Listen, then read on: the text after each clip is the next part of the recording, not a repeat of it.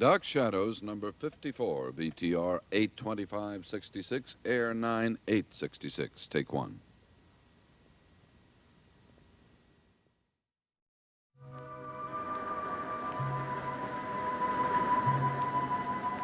My name is Victoria Winters. At night, ghosts from the past haunt this doomed house at the top of Widow's Hill, howling for revenge. In the morning, although they cannot be seen, they're still there, waiting.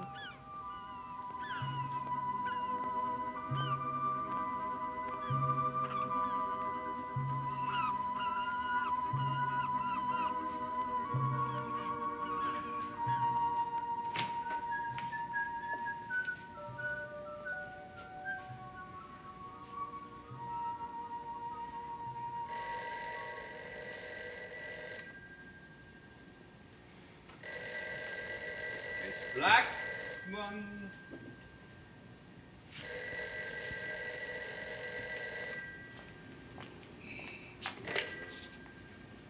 Hello?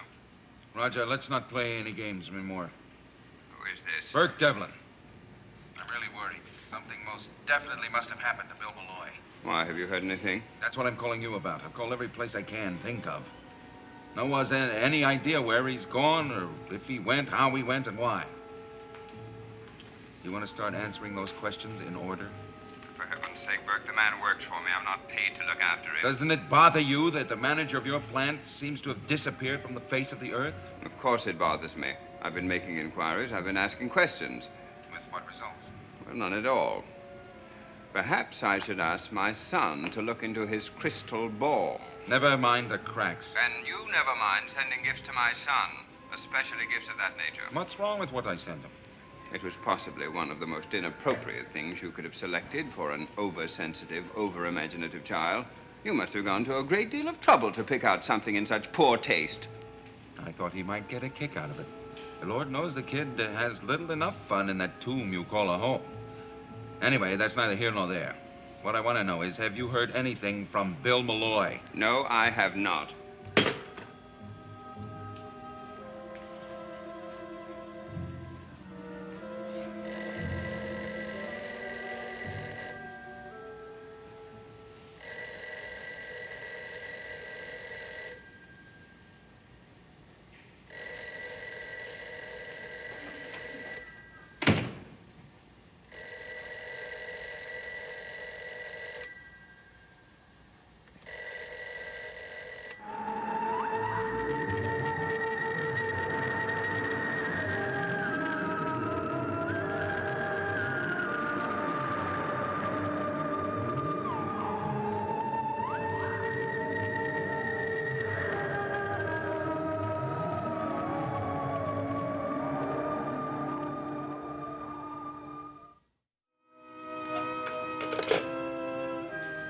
Collins doesn't answer. I left word for him to call.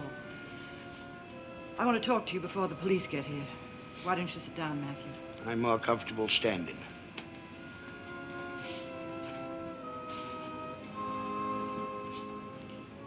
How could you have done it?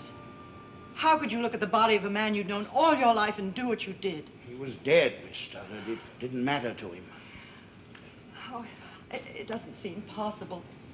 How could it have happened? I looked him over careful. To the best of my knowledge, he drowned. Could it have been anything else? I've seen drowned men before, Miss Stoddard. Poor Bill. He always was afraid of the water. Because he couldn't swim. Sounds funny, a man running a fishing fleet and an old-time fisherman himself not being able to swim, but there's lots like that. They trust in St. Elmo to bring him home safely. St. Elmo brought Bill home, but not safely. You should have pulled his body out of the water and called the police. I wasn't thinking of myself or of Bill. I was thinking of Collingwood. If the situation had been reversed and it was Bill Malloy that found me dead, he would have done the same thing.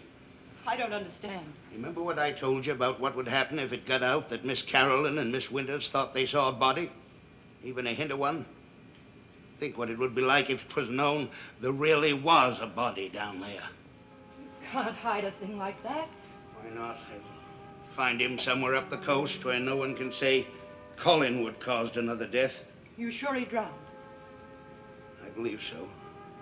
But where? Not right here on Widow's Hill, not here. I'd say not. Looked like he'd been in the water for at least 24 hours. How do you know that? It's not a pleasant thing to discuss. There are ways.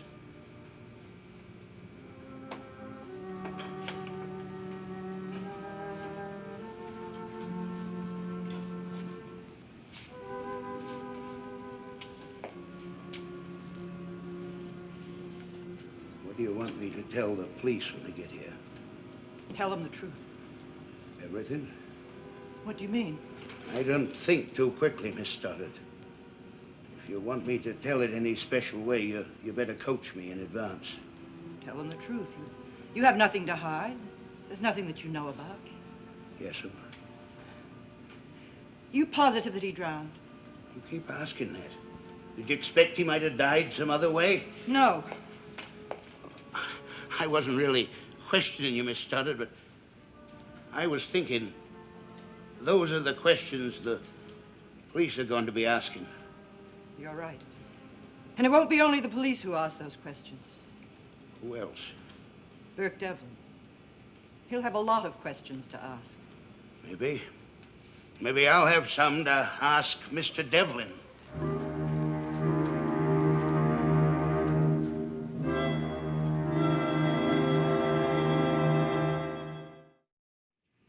I don't care what Mr. Malloy told you. From now on, we're going to do it my way.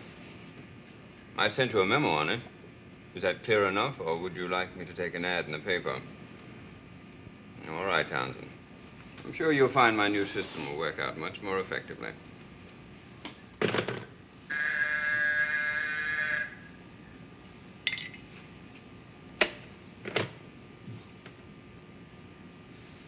No, I don't want to see him. I don't want to see anyone. And no phone calls.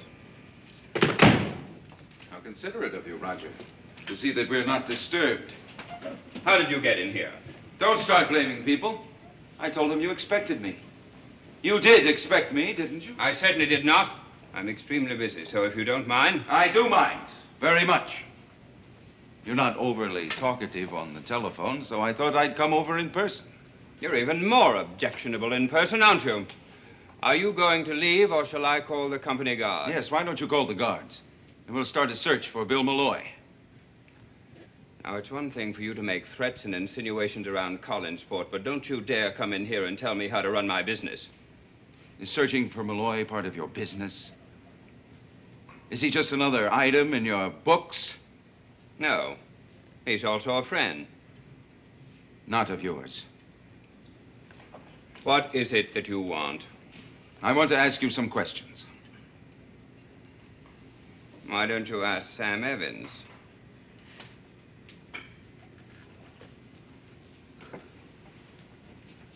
I did.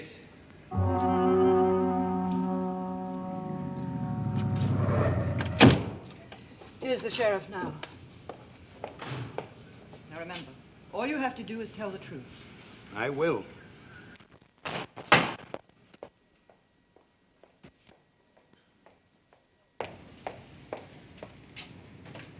Come in, George. Or should I say sheriff? Oh, George is fine with me, Mrs. Stoddard. Now, what's this about Mr. Malloy? Matthew will tell you. Come with me. Matthew, George? do you know where Bill Malloy is? He's dead. Drowned.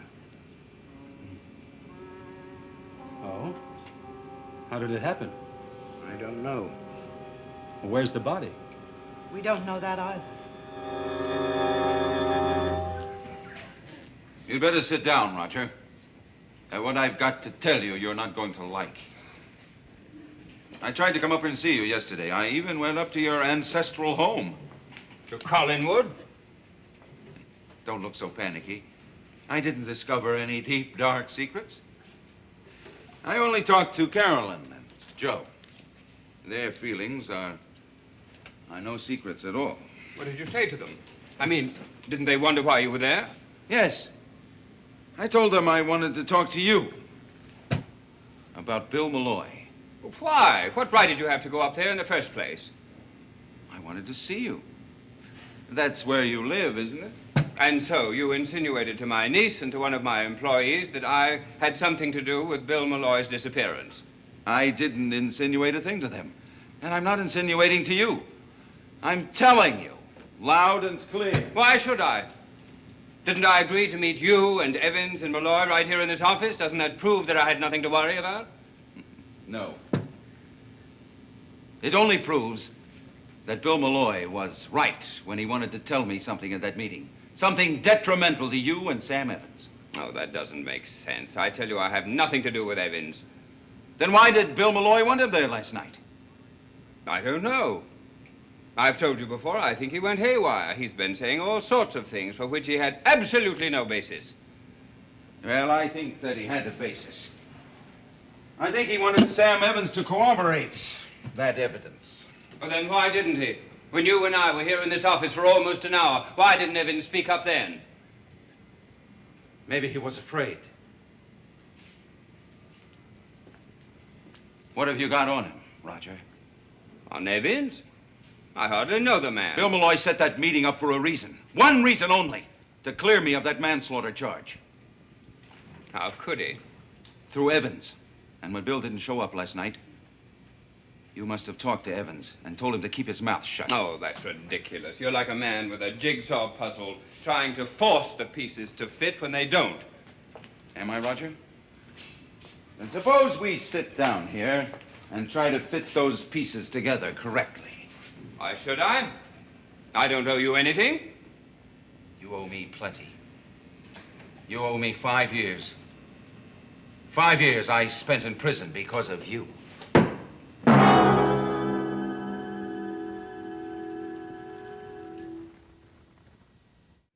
Now, as I understand it, Matthew, you realized that it was Bill Malloy right away. Is that correct? It is. You knew him quite well, didn't you? I mean, as well as I did. I liked him. He was a good man. And yet you had no compunction about shoving his body back into the water. I'd do the same thing again. George, Matthew was trying to spare us any notoriety resulting from a drowning connected with Collinwood. Oh, he wasn't drowned here, Mrs. Stoddard. How do you know that? Well, with our tides, a body would get carried quite a ways in 24 hours. We're not sure it was that long. Well, I know I'm only guessing, but most of the time my guesses are better than my logical deduction. All right. I know Matthew should have notified you right away and shouldn't have pushed the body back into the water. You understand, George. Miss Stoddard didn't have anything to do with it. She didn't even know about it, and the minute I told her, she got on the phone and called you. I know, Matthew. Aren't you going to arrest me? I can't think of a proper charge. I suppose I could thumb through the books and come up with something like improper burial without a license. The only thing is, I kind of wish you hadn't have done it. Set Bill afloat the way you did. You're right, George. I shouldn't have. I wasn't thinking good. A smart detective would say that you were thinking real good. That you pushed him back into the sea to hide something else. What would I be hiding? Well, we won't be able to find that out until we find the body and have an autopsy. Autopsy? Well, you have to in a case like this. What do you expect to find? We'll see.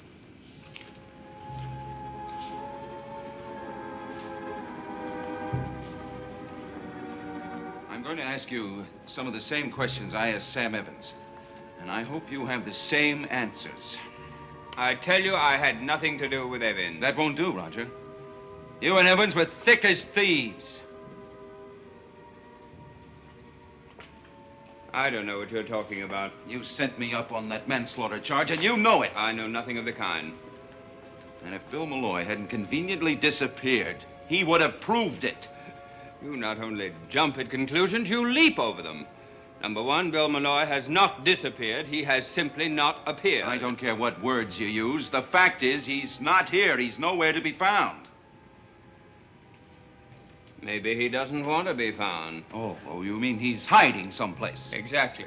Now, why would he want to do that? Why would he set up this meeting between you and me and Sam Evans? Well, I can't answer that, but I do know that he was drinking that day. Yes, I'm aware of that. He must have had a terrible worry on his mind to make him do a thing like that. He must have been faced with a tremendous decision. The same way Sam Evans was. I've told you again and again I don't know anything about Sam Evans. But Sam Evans knows something about you. That's absurd. And Bill Malloy knows what that something is. I won't be badgered and bullied, Roger. Yes, you will. Because Bill Malloy made me a proposition. What kind of proposition? He wanted me to leave your sister alone and Carolyn alone, stop delving into the past. In return for what? What could he possibly offer you? He offered me you, Roger. You. On a silver platter.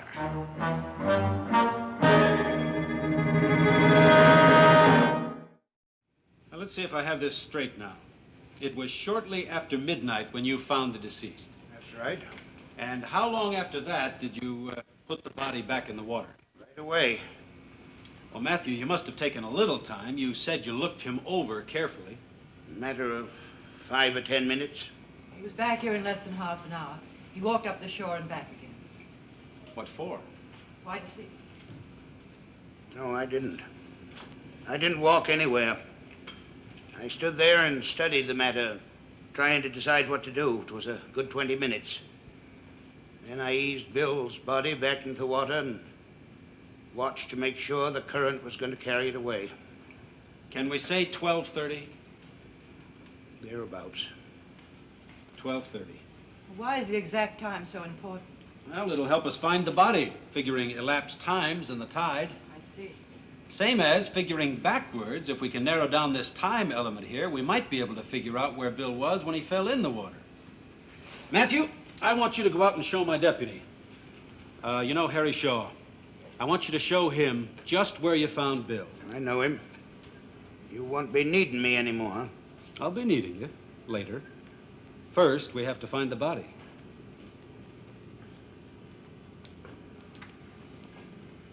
What if you don't find it? Well, then I'll have to figure out if Matthew didn't do something a little worse than just delay the recovery of the deceased.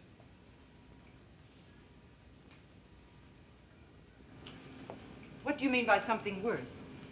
Well, in a case like this, with a death under peculiar circumstances, I like to look around and see if there's anybody who might have profited by that death. How could Matthew possibly profit?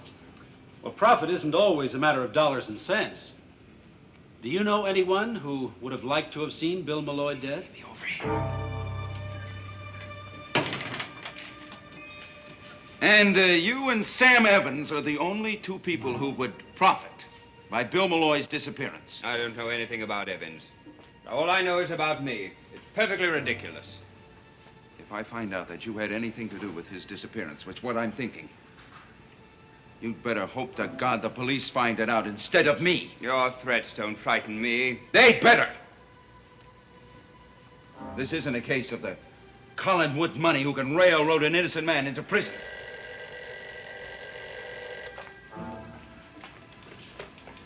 Yes. My sister? No, you were perfectly right in ringing through. Yes, Elizabeth? Roger, I want you to come home right away. Oh, I don't care what you're doing. Drop it. right away. I'm afraid your inquisition will have to wait. I can wait, but not long. I'm sure that the next time I see you, you will have forgotten this whole thing. Don't you believe it, Roger? I don't forget anything. Ever.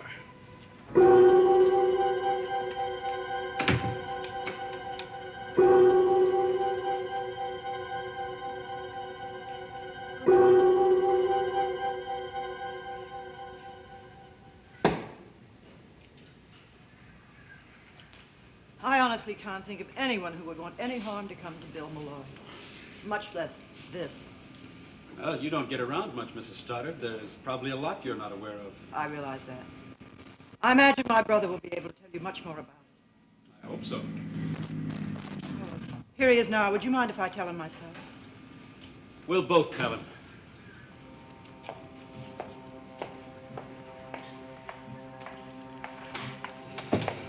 Well, But so important that I leave my labors at the plant to hurry home. The police want to question you.